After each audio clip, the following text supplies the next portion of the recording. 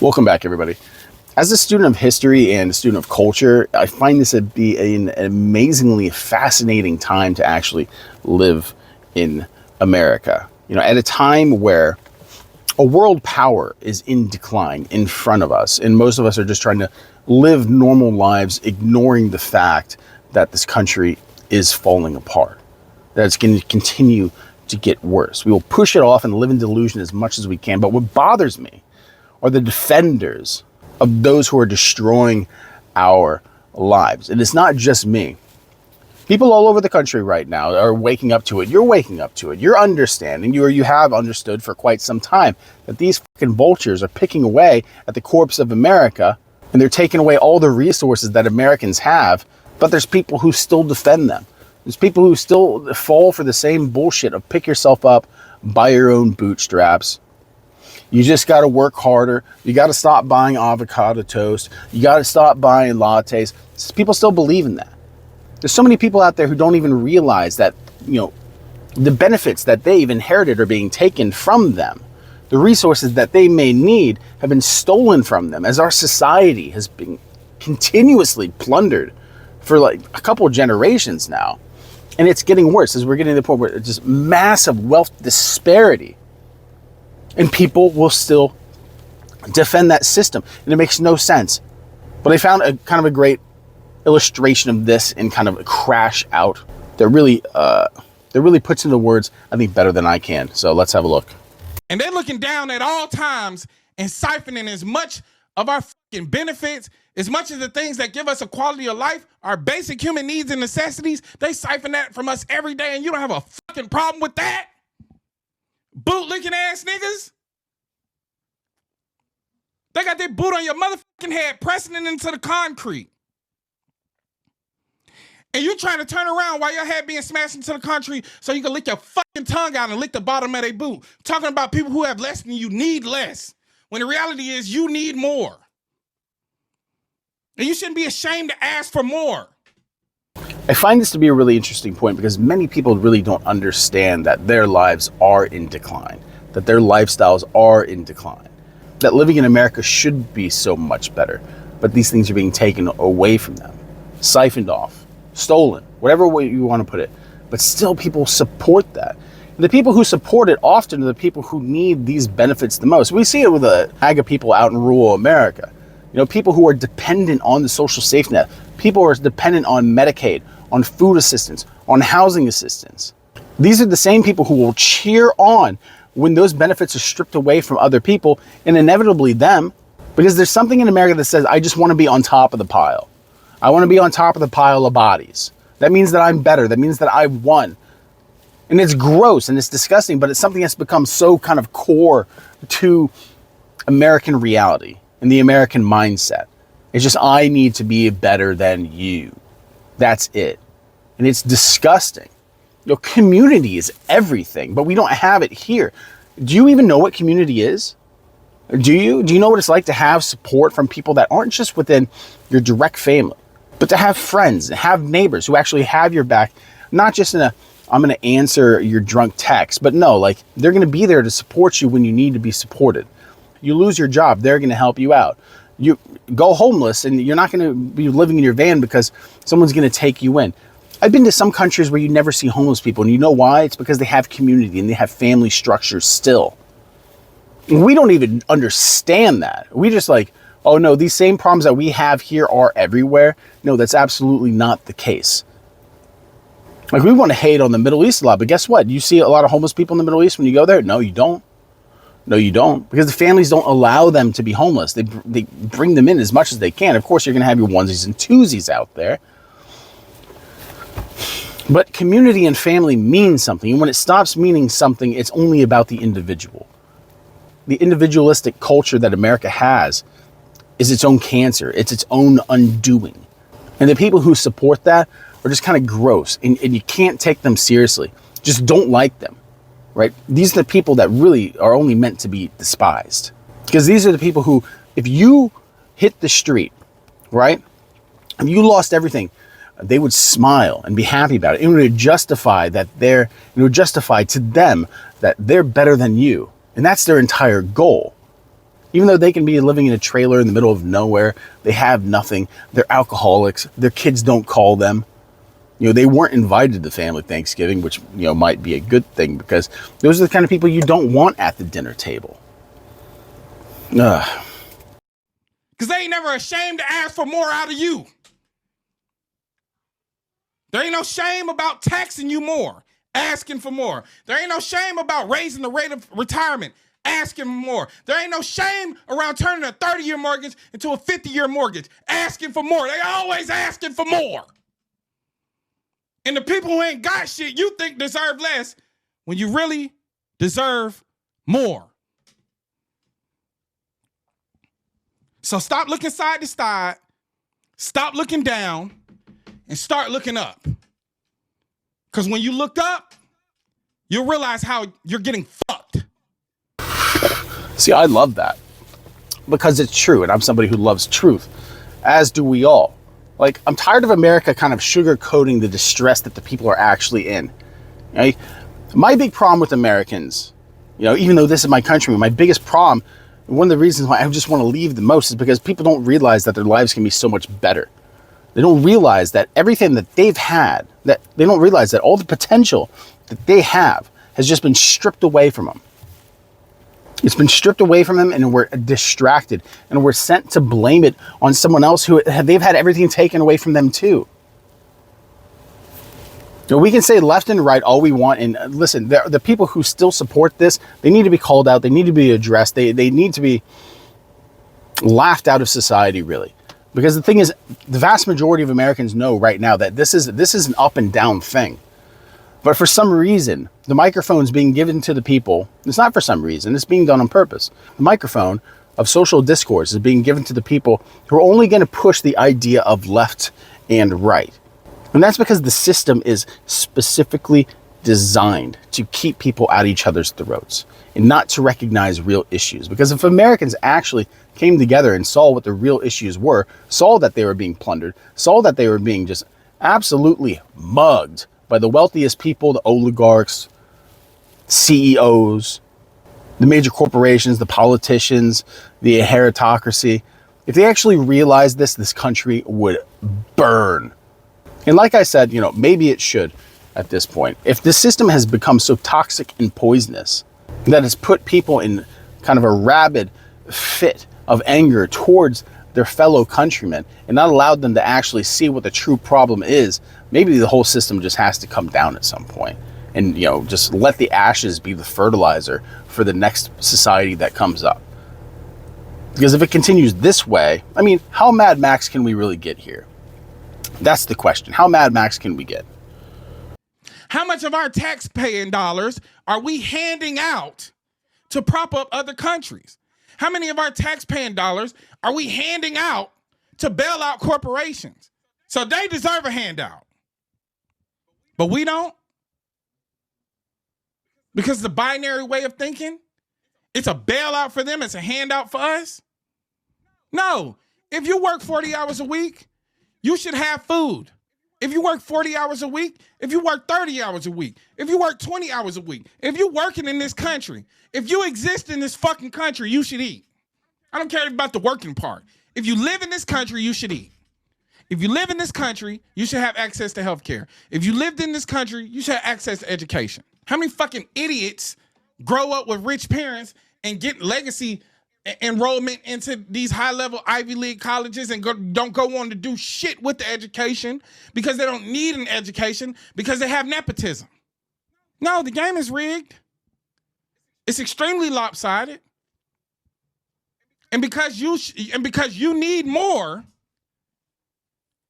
you look at the poorest of the country, the poorest citizens, the people who qualify for that thing that you need too. And because you need more, the way you advocate for it is that they need less. No, they need less. Not them, them. It's spectacular. I really enjoyed this guy. I'm going to put a link to his channel in the description, so definitely go ahead and check it out. If you're still here at this point, like and subscribe to the video. we have content like this coming out all the time. But anyway, but I still have a few things to say about this. I have a massive problem with people who become roadblocks to change. And we can call these people the bootlickers. These are people who wake up in the morning, they're like, you know what? My country is getting robbed blind. I'm going to help the people who are mugging us. Because it's only in this country, it's only in America that the robber will actually hand you the gun and then you thank him for robbing your neighbor and he takes your wallet on the way out and you still say thank you. We are a nation that's being absolutely strip-mined of its resources by corporations and politicians. And they look at us like a hedge fund manager at a foreclosure auction.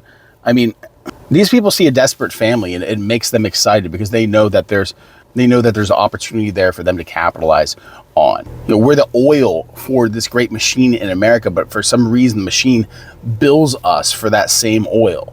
Every day in this country, there's a new crisis. There's something for us to worry about. One day it's inflation. Then when everyone starts to understand that inflation is affecting America, then it's war is about to happen. Then it's the Epstein files. And then when people start questioning that too much and be like, hey, why are all these powerful people on the list? Why won't you give us the list? Then we have all these events of, massacres happening in America because we don't do anything about our gun laws here. Every day there's a new crisis in this country. And it's enough to drive you insane. Rent is up. Groceries cost more than a used car. And if you want to be seen by a doctor, you better show up with a briefcase full of cash. This at the same time, while Congress and policymakers, they're too busy being on vacation on a donor's yacht to actually get anything done to improve the American people's lives. And meanwhile, you're refreshing your bank account like it's a hospice patient. Just like, is today the day it dies or maybe it's tomorrow?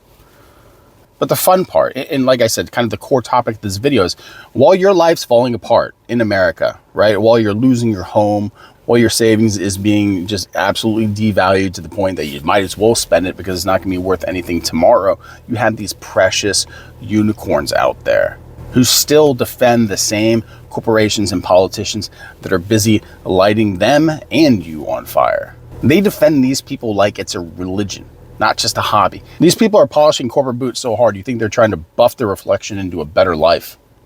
And I hate talking to these people. They're like, well, Jeff Bezos deserves every penny because he worked for it. He's a very hard working man. Did he? Does he? Does he work really hard? The man looks like a candle melted into the shape of a billionaire. You'll say something like, hey, maybe billionaires shouldn't exist while half the country can't even afford to get toothpaste. And they'll come at you like you just insulted their mother. Like, what are you, jealous? It's kind of weird to watch another man's pockets. How about you just work harder? No, I just don't think a CEO of whatever corp should have 14 boats while the average American is Googling how long can the human live off of just ramen and water. In quite some time, actually, if you really want to know. And it's so infuriating because these people are like, well, the politicians are trying hard. You just got to give them more time. Listen, my brother in Christ, these people don't know you. They don't care if you exist. If they met you in person, they would step over your corpse just to get to a fundraiser. The politicians treat the average American like they're NPCs, just like we're background characters. They'll go to a town hall meeting and they'll get yelled at by people and they'll, say some words and they'll convince everyone that they're good guys and that they should trust them and they made the right choice, and they'll be sweating through their teeth and they'll get out of there as fast as they can to get on the private jet that you paid for, and the people will clap as they're going up the stairs. And like I said, these same people, the ones that are doing the clapping, is like, they're like, well, hey, he said the thing I like. Yeah, he said that he's going to take all your benefits away, Karen. Like, these people are literally robbing you while you're clapping for them. America has mastered the art of the slow heist, because that's what it is. You're not being hustled right in front of you. It's the slow game. And that's what generational wealth is. We look at it as a target. Most of us want generational wealth, but true generational wealth is predatory. And we know that because the people who have true generational wealth, the inheritocracy, are the most predatory beings in this country. But what really does this in is just the every man for himself mentality that we have in America. Rugged individual bullshit. And the thing is, that whole line of thought is killing us. That's the cancer that's metastasized into the bloodstream of the American population. It's the thing that holds us back from actually getting anything done, or actually coming together, having any kind of cohesive movement for the American people to actually take power back in this country. We're all on the Titanic, And instead of building lifeboats, we're all fighting over the last breadstick. But in the end, we're all going to drown because the people only care about that breadstick and having it while no one else does, so they can lord it over them. The people who go, well, no one helped me, why should I help them? Because that's how society works. I'm sorry that nobody helped you, because people should have. Society should have helped you. But the answer isn't to take away from more people, making it even harder for more and more people to actually get somewhere. We need society to have accountability, because that's what protects us from the fucking financial crocodiles that are out there. But no, we're not going to do that, because America decided, hey, we're going to try a little experiment. We're going to take 330 million people and we're going to put them in the pressure cooker. We're going to take away their social safety net. We're going to raise the prices on basically everything. We're going to make it impossible for them to buy anything. We're going to make it impossible for them to have families and just kind of see what happens. That's where we're at right now. The American experiment has become a twisted science experiment. And then we act surprised when we see that mental health problems are exploding in this country. Everyone's angry, depressed, and just kind of screaming in the void like a bunch of cackling hyenas. Like, you can call me a pessimist on this, and you can say that I'm overreacting, even though the data doesn't lie. But I'm saying society is being ran by monsters. America is being ran by monsters. And they're not even fun monsters, not even entertaining to watch, really. No, we get the lizard people who are in charge of us, who get sexually aroused when they hear about a new tax loophole that's just over the horizon. Our government will hear the word public good and social safety net and just recoil like we showed them a picture of a crusty foot. The corporations love it. Corporations love this. And the corporations, they look at the American people like a butcher looks at the cow. And they're just wondering what part they want to carve out of it. Like, they want to know what we're buying so they can raise the prices. That's why, companies selling off our data is such an important thing, because it allows corporations to understand the metrics of what people are willing to pay for and how much money they have, so they can adjust those prices accordingly. Always keeping you on the edge of knowing just what necessities you need for your household and how much you're actually able to pay for them. Not how much you should be able to pay for them, but how much they can actually juice you for. That's why the problem with these tariffs isn't just the tariffs themselves, but it allows the corporations to find exactly how much we're able to spend to keep our households going without society absolutely collapsing. And anytime I bring this up on here, it's always, oh, well, if you don't like it here, you can leave. Yeah, where to? Listen, there's a plethora of countries that I can list that are going to be better to live in than this country. But for most people, it's not possible. Where are they going to go? The moon? Mars? The billionaires own Mars as it is. You're probably going to have to rent your oxygen from Elon Musk if you get there. We're stuck in a country that treats us like disposable income with feet. I mean, you want to talk about the middle class, but the middle class is essentially a rumor at this point. It's a legend. Like I said, it's a unicorn. It doesn't exist. It's something that your grandma tells you about, and you're like, yeah, sure, grandma. I'm sure that existed at some point, but it's not something that I've seen in at least 2 decades. Because the thing is, nobody actually wants to talk about any kind of real solutions to this. Like I said, I mean, it's the slow withdrawal of the American assets, right? It's like a tasteless, odorless thing that's killing you. It's the house that we live in is being flooded slowly with carbon monoxide. You don't know it's there. You don't know that you're dying, but you're not going to wake up. Your neighbor's going to smell something, open up your door and see your pink bloated body sitting there on the floor. That's the reality of America right now. We're slowly having everything taken from us. We're being ran by monsters. The middle class doesn't exist. The predations of the corporations and wealthy of this country just want to butcher us and sell us on the free market. And as they take your fat, stinking diabetic foot and lop it off in front of you, you're probably going to thank them for it and say, well, you know what, maybe I should work harder next time. Well, we got to stop being at each other's throats here, because the fact is nobody can make it alone. That's how society works. Society isn't, a bunch of lone wolves out there trying to make it. It's not communism. It's not anarchy. It's not witchcraft. It's not Satanism. It's not whatever label media wants to slap on human decency. It's just basic survival. The sooner we can stop licking the boots of the people who have that same boot on our necks, the faster we can actually change things in this country.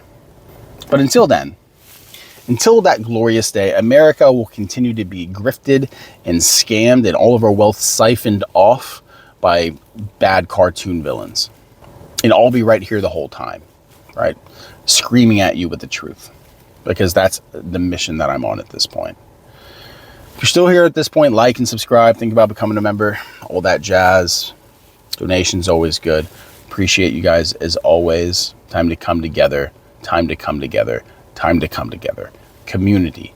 It's everything. We need society. Damn it, we need it. You guys have a good one. Take care.